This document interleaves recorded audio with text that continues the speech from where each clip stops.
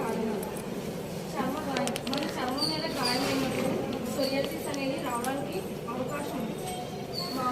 మాతులు ఏవైతే ఎక్కువ వేసుకుంటామో సోరియాసిస్కి దారితీస్తుంది.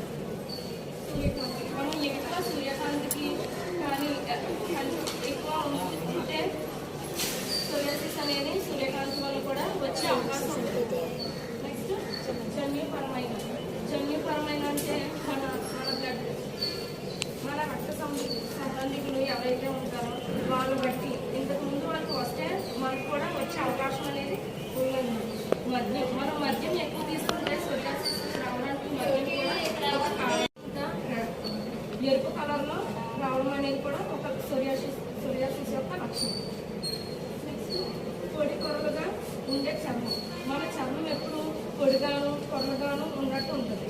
ఇది సోరియాసిస్ యొక్క లక్షణం. కొరలు రాలిపోవడం. సోరియాసిస్ వచ్చిన పేషెంట్కి ఎక్కడైతే ఉన్నంత పొడిగా ఉంటుందని చెప్పాను కదండి. సో కొరలు కూడా రాలుతూ ఉంటాయి అన్నమాట. అది కూడా ఒక లక్షణం సోరియాసిస్. నెక్స్ట్ చిన్న గడ్డలు రావడం.